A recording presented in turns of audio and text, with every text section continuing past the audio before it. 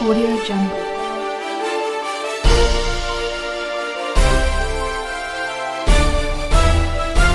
Audio Jungle. ನಮಸ್ಕಾರ ವೀಕ್ಷಕರೇ, ಜನನಾಯಕ ಪುಟಿ ವಾಹಿನಿಯ ಸಮಸ್ತ ವೀಕ್ಷಕ ಬಂಧುವಿಗೆ ಸ್ವಾಗತ. ನಾನು ಹೊಂದೂರು ಸ್ವಾಮಿ. ವ್ಯಾಸ್ ಇವತ್ತು ಸಂಡೂರು ಭಾಗದಲ್ಲಿ ಹಳೆ ದರೋಜಿ ಗ್ರಾಮ ನಿವಾಸಿಯಾಗಿರ್ತಕ್ಕಂಥ ದರೋಜಿ ರಮೇಶ್ ಎಂದೇ ಭಾಳಷ್ಟು ಜನಕ್ಕೆ ಅಚ್ಚುಮೆಚ್ಚು.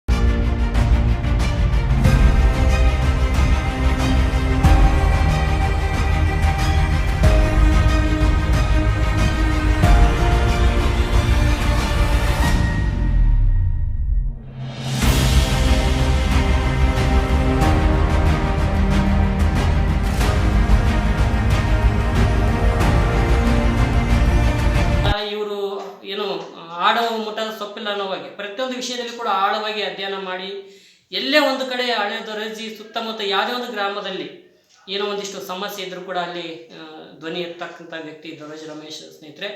ಇವತ್ತು ಅವರು ಈ ಒಂದು ಹಳ್ಳಿಯೇ ನಮ್ಮ ಹಳ್ಳಿ, ನಮ್ಮ ಸ್ವಂತ ಮನೆ ಇದ್ದಂಗೆ, ನಮ್ಮ ಸ್ವಂತ ಸಮಸ್ಯೆ ಇದ್ದಂಗೆ, ನಮ್ಮ ಮನೆ ಸಮಸ್ಯೆ ಇದ್ದಂಗೆ ನಮ್ಮ ಹಳ್ಳಿ ಅಂತ ಅಂದ್ಕೊಂಡು ಇವತ್ತು ಅವ್ರ ಹೆಸರಿಗೆ ದರೋಜಿ ಅಂತಕ್ಕಂಥದ್ದು ಕೂಡ ತಗಲಕ್ಕೊಂಡಿದೆ. ಬಟ್ ಬರೀ ರಮೇಶ್ ಅಂತಂದ್ರೆ ಯಾರಿಗೂ ಅರ್ಥ ಆಗಲ್ಲ. ದರೋಜಿ ರಮೇಶ್ ಅಂತಲೇ ಅವರು. ನನಗೆ ಹೃತ್ಪೂರ್ವಕವಾಗಿ ಧನ್ಯವಾದಗಳನ್ನು ಹೇಳ್ತಾ ಇದ್ದೀನಿ. ಯಾಕಂದರೆ ನಮ್ಮ ಬಗ್ಗೆ ಅಪಾರವಾದ ಒಂದು ಪ್ರೀತಿ ವಿಶ್ವಾಸದಿಂದ ನಮ್ಮ ಮನೆಗೆ ಬಂದು ನಮ್ಮ ಬಗ್ಗೆ ವರದಿ ಮಾಡೋಕ್ಕೆ ಬಂದಿದ್ದೀರಿ.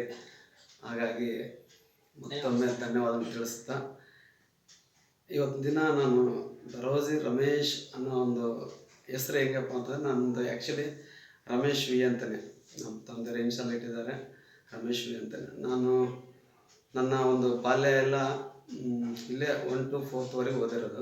1ನೇ ತರಗತಿ 4ನೇ ಕ್ಲಾಸ್ವರೆಗೂ ದರೋಜಿಯಲ್ಲೇ ಓದಿರೋದು. ತದನಂತರ ಕಂಪ್ಲೀನಲ್ಲಿ 5ನೇ ತರಗತಿಯಿಂದ 8ನೇ ತರಗತಿ ಕಂಪ್ಲೀನಲ್ಲಿ ಓದಿದೆ. ನಂತರ ನಾನು ಬಳ್ಳಾರಿಯಲ್ಲೇ ನಂದು 9ನೇ ತರಗತಿಯಿಂದ ಡಿಗ್ರಿವರೆಗೂ ಅಲ್ಲೇ ನನ್ನ ಒಂದು ಕಾಲೇಜು ಆಗಲಿ ಹೈಸ್ಕೂಲ್ ಆಗಲಿ ಎಲ್ಲ ಮುಗಿದೆ. ಅಲ್ಲಿ ನನಗೆ ಫ್ರೆಂಡ್ಸ್ ಎಲ್ಲ ಭಾಳ ಸಾಕಷ್ಟು ಗೆಳೆಯರು ಬಳಗ, ದೊಡ್ಡ ಬಳಗ ಇದೆ ಬಳ್ಳಾರಿಯಲ್ಲಿ. ಯಾಕಪ್ಪ ಅಂತಂದರೆ ನನ್ನ ಹೈಸ್ಕೂಲಿಂದ ಹಿಡಿದು ಕಾಲೇಜ್ವರೆಗೂ ಬಳ್ಳಾರಿಯಲ್ಲಿ ನಾನು ವಿದ್ಯಾಭ್ಯಾಸ ಆಗಿರೋದ್ರಿಂದ ಅಲ್ಲಿ ವಿಶೇಷವಾಗಿ ನನ್ನ ಗೆಳೆಯರ ಬಳಗನೇ ಇದೆ. ಸೊ ಅವರೆಲ್ಲರೂ ನನಗೆ ರಮೇಶ್ ಅಂತಂದರೆ ರಮೇಶ್ ಅಂತ ಹೇಳಿದೆ. ಆದರೆ ಯಾವ ಊರಪ್ಪ ಅಂತಂದರೆ ನಾನು ದರೋಜಿ ರಮೇಶ್ ಅಂತಲೇ ಹೇಳ್ತಿದ್ದೆ. ಹಳೆ ದರೋಜಿ ಹೊಸ ದರೋಜಿ ಅಂತ ಹೇಳ್ತಿದ್ದಿಲ್ಲ. ದರೋಜಿಯಿಂದ ಬಂದಿದ್ದೀನಿ, ಒಂದು ಹಳ್ಳಿಯಿಂದ ಬಂದಿದ್ದೀನಿ. ಹಾಗಾಗಿ ನಮ್ಮ ಸ್ನೇಹಿತರೆಲ್ಲ ದರೋಜಿ ರಮೇಶ್ ಅಂತ ಹೇಳ್ಬಿಟ್ಟು ಒಂದು ನನಗೆ ನನ್ನ ಸ್ನೇಹಿತರನ್ನೇ ನನಗೆ ಹೆಸರು ದರೋಜಿ ಅಂತ ಒಂದು ನಮ್ಮ ಹಳ್ಳಿದ ಹೆಸರನ್ನ ನನಗೆ ತಾಳ್ಕ ಹಾಕೊಂಡು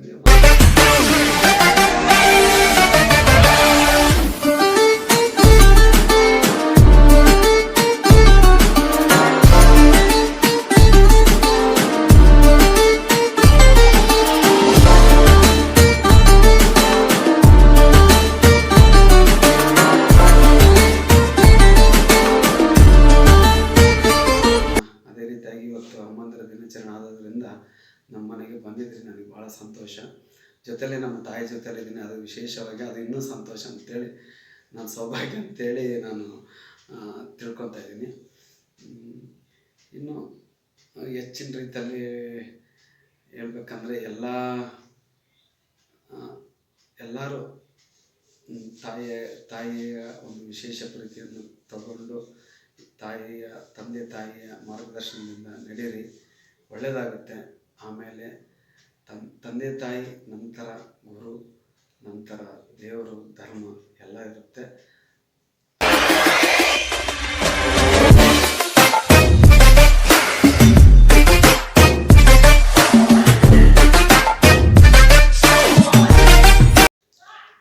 ಯಾಕಂದರೆ ಅವರು ನಡೆದುಕೊಟ್ಟ ಹಾದಿಯಲ್ಲೇ ನಾನು ಸಾಗ್ತಾ ಇರೋದು.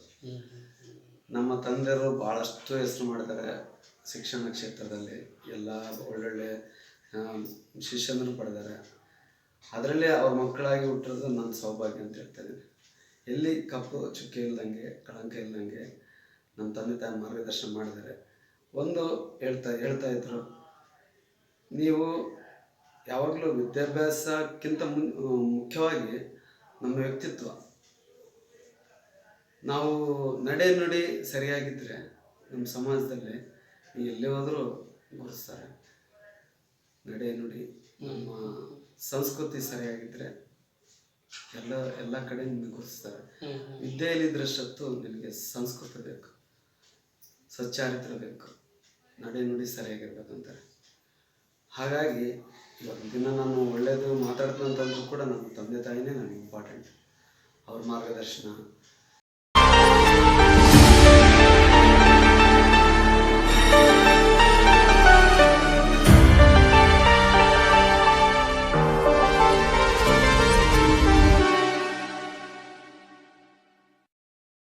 ನಾನು ಅರ್ಥ ಆಗೋದು ಭಾಳ ಕಷ್ಟನೇ. ಯಾಕಪ್ಪ ಅಂತಂದರೆ ನನ್ನ ನೋವು ನನ್ನಲ್ಲಿರಬೇಕು. ಯಾರು ಏನೇ ಪ್ರಶ್ನೆ ಮಾಡಿದ್ರು ಕೂಡ ನನ್ನ ಒಂದು ಕೆಲಸದಲ್ಲೇ ನಾನು ತೋರಿಸ್ತೀನಿ ಅವರಿಗೆ. ಅವ್ರು ಒಂದು ಪ್ರಶ್ನೆ ಮಾಡಿದ್ರು ಕೂಡ ನಾನು ಕೆಲಸ ಮಾಡಿ ತೋರಿಸ್ತೀನಿ, ಅಷ್ಟು ಮಾತ್ರ ಹೇಳೋದಲ್ಲ. ಒಳ್ಳೆಯದಾಗಿರ್ಬೋದು ಕೆಟ್ಟದಾಗಿರ್ಬೋದು, ಕೆಟ್ಟದ ವಿಚಾರ ಬಂದಾಗ ಯೋಚನೆ ಮಾಡ್ತೀನಿ ಅದು ಒಳ್ಳೆಯದೋ ಕೆಟ್ಟದೋ ಅಂತೇಳಿ. ಅವ್ರು ಕೆಟ್ಟ ವ್ಯಕ್ತಿಗಳು ಬಂದರೂ ಸಹ ನಾನು ಏನು ಉತ್ತರ ಕೊಡೋಕೆ ಅವ್ರಿಗೆ ಕೊಡ್ತೀನಿ. ತಡೋಜಿ ರಮೇಶ್ ಅವ್ರು ನೋಡಿದ್ರೆ ಒಂದು ಗೆಟಪ್ ಇರುತ್ತೆ, ಏನೋ ಒಂದು ಹಣೆ ಮೇಲೆ ಕುಂಕುಮ ಮಿಸ್ ಆಗಲ್ಲ ಅದು. ಬಟ್ ಅದೇ ರೀತಿ ಕೂಡ ಧಾರ್ಮಿಕವಾಗಿ ಕೂಡ ಭಾಳಷ್ಟು ಭಕ್ತಿ ಇಟ್ಕೊಂಡಿರುತ್ತೆ. ಜೊತೆಗೆ ತಾಯಿನೇ ತಂದೆನೇ ದೇವರು ಅಂತ ಆದರ್ಶನ ಪಾಲನೆ ಮಾಡ್ಕೊತವ್ರು. ಇವತ್ತು ತಾಯಿಂದ್ರ ದಿನಾಚರಣೆ ಇದೆ. ತಮ್ಮ ತಾಯಿಯವ್ರ ಬಗ್ಗೆ ಏನು ಹೇಳಲಿಕ್ಕೆ ಇಷ್ಟಪಡ್ತೀರಿ? ಯಾವ ಘಟನೆ ತಮ್ಮ ತಾಯಿಯವರು ಕಲಿಸ್ಕೊಟ್ಟಿರ್ತಕ್ಕಂಥ ಪಾಠ ಇದು ನೆನಪಿದೆಯಾ ಅಂತಕ್ಕಂಥ? ಎಲ್ಲರಿಗೂ ಅಮ್ಮಂದಿರ ದಿನಾಚರಣೆ ಶುಭಾಶಯಗಳನ್ನು ಕೋರುತ್ತಾ, ಅದೇ ರೀತಿಯಾಗಿ ನಮ್ಮ ತಾಯಿಗೂ ಅಮ್ಮಂದಿರ ದಿನಾಚರಣೆ ಶುಭ ಕೋರ್ತಾ ಇದ್ದೀನಿ. ಆದರೂ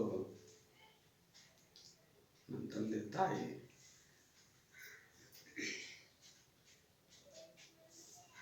ನಾವು 6 ಜನ ಮಕ್ಕಳು,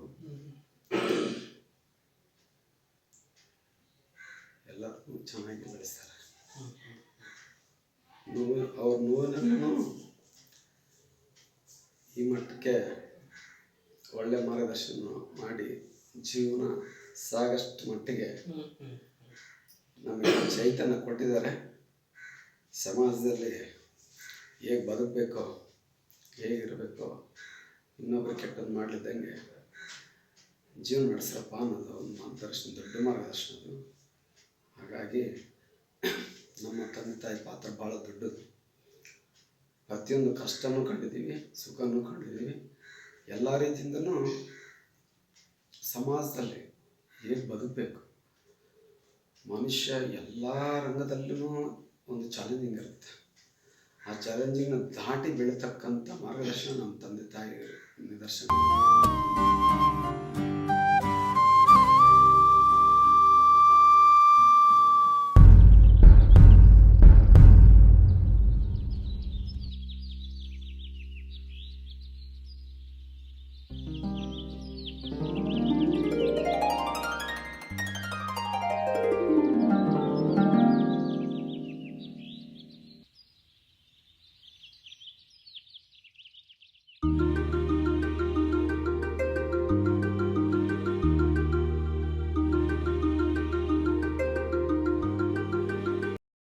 ದೇಶ ಸೇವೆ ಮಾಡ್ಬೇಕಂತೇಳಿ ಮಿಲ್ಟ್ರಿಗೆ ಹೋಗ್ಬೇಕಂತೇಳಿ ಫಸ್ಟ್ ಇಲ್ಲಿಂದ ನಾನು ಬೆಂಗಳೂರಿಗೆ ಮಿಲ್ಟ್ರಿ ಆರ್ಮಿ ಎಂಟ್ರಿ ಮಾಡಿದೆ. ಆರ್ಮಿನಲ್ಲಿ ನಾನು ಒಂದು ಫೇಲ್ ಆದೆ, ನನಗೆ ಹೋಗೋಕ್ಕಾಗಲಿಲ್ಲ. ದೇಶ ಸೇವೆ ಮಾಡೋಕ್ಕೆ ಅವಕಾಶ ಕೈ ತಪ್ಪಿತು. ಅಟ್ಲೀಸ್ಟ್ ಸಮಾಜ ಸೇವೆಯಲ್ಲಿ ಮಾಡಬೇಕು, ಒಂದು ಸಂಘಟನೆಗಳಾಗಲಿ, ಒಂದು ರಾಜಕೀಯ ಅಂತೇಳಿ ಫೀಲ್ಡ್ ಹಾಸ್ಕೊಂಡಿಲ್ಲ ನಾನು. ಒಂದು ಸಂಘ ಪರಿವಾರ ಯಾವುದೇ ಆಗಲಿ ಆ ಒಂದು ವೇನಲ್ಲಿ ಹೋಗ್ಬೇಕಂತೇಳಿ ಬಂದೆ. ಭಾಳಷ್ಟು ಜನ ಫ್ರೆಂಡ್ಸು, ಅದು ಇದು ಸಂಘಟನೆಗಳು, ಕರ್ನಾಟಕ ರಕ್ಷಣಾ ವೇದಿಕೆ, ಎಲ್ಲ ಸಂಘಟನೆ ಸ್ನೇಹಿತರು ಎಲ್ಲರೂ ಇದ್ದರು. ಒಂದು ಸದಸ್ಯನಾಗಿರ್ತಿದ್ದು ಹೊರತಾಗಿ ನಾನು ಯಾವುದೇ ರೀತಿ ಜವಾಬ್ದಾರಿ ಇಲ್ಲ. ಅವ್ರ ಜೊತೆಯಲ್ಲೇ ನಾನು ಬೆಳೆತಿದ್ದೆ. ಮತ್ತು ನಮ್ಮ ಹಳ್ಳಿಗೆ ಬಂದೆ. ಹಳ್ಳಿನಲ್ಲೆಲ್ಲ ನಮ್ಮ ಬೋವಿ ಸಮಾಜದಲ್ಲಿರ್ತಕ್ಕಂಥ ಎಲ್ಲ ಹಿರಿಯರು, ಇಲ್ಲಿ ಕೆಲವೊಂದು ನಮ್ಮ ಸಮಾಜದಲ್ಲಿರ್ತಕ್ಕ ಸಣ್ಣದು ಒಂದು ಎಲ್ಲ ಮುಖಂಡರು ಸೇರಿಸ್ಬೇಕು, ಅಲ್ಲಿಂದಷ್ಟು ಪ್ರಾರಂಭ ಆಯ್ತು ನನಗೆ. ನಮ್ಮ ಬೋವಿ ಸಮಾಜದ ಯುವಕರನ್ನೆಲ್ಲ ಓಡಿಸ್ಕೊಂಡು ಏನೋ ಒಂದು ಮಾಡಬೇಕು ಸಮಾಜದಲ್ಲಿ. ಅಟ್ಲೀಸ್ಟ್ ನಮ್ಮ ಸಮುದಾಯನ ಕೆಲವು ತಿಳುವಳಿಕೆ ಆಗಲಿ, ಒಂದು ಸಮಾಜ ಒಂದು ಕಳಕಳಿ ಆಗಲಿ, ಮಕ್ಕಳೆಲ್ಲ ಶೈಕ್ಷಣಿಕವಾಗಿ ಸಾಮಾಜಿಕವಾಗಿ ಒಂದು ಯಾವುದೇ ಒಂದು ನ್ಯಾಯಯುತವಾಗಿರ್ತಕ್ಕಂಥದ್ದು ಏನೇ ಒಂದು ಮಾಡಬೇಕು. ಎಲ್ಲರ ಹತ್ರ ನಾನು ಮಾತಾಡಬೇಕು, ಒಂದು ತಿಳುವಳಿಕೆ ಹೇಳಬೇಕು, ನನಗೆ ತಿಳಿದಷ್ಟು ನಾನು ಮಾರ್ಗದರ್ಶನ ಮಾಡಬೇಕು, ಶೈಕ್ಷಣಿಕವಾಗಿ ಮುಂದುವರಿಬೇಕು ಅನ್ನೋ ಒಂದು ಉದ್ದೇಶದಿಂದ ನಾನು ನಮ್ಮ ಹಳ್ಳಿಗೆ ಮತ್ತೆ ಬಂದೆ. ನಾನು ಮತ್ತು ನಾವು ಬೋವಿ ಸಂಘದ ಅಧ್ಯಕ್ಷ ಅದೇ ಎಲ್ಲರಿಗೂ. ಹಾಗಾಗಿ ಮತ್ತೆ ನಾನು 2004ರಲ್ಲಿ ರಾಜಕೀಯ ಪ್ರವೇಶ ಆಯಿತು. ನಮ್ಮ ಸಂಘಟನೆ, ನಾನು ಮಾಡೋ ಸಂಘಟನೆ ಚಾತುರ್ಯತೆ ನೋಡಿಬಿಟ್ಟು ರಾಜಕೀಯಕ್ಕೆ ಬಂದೆ.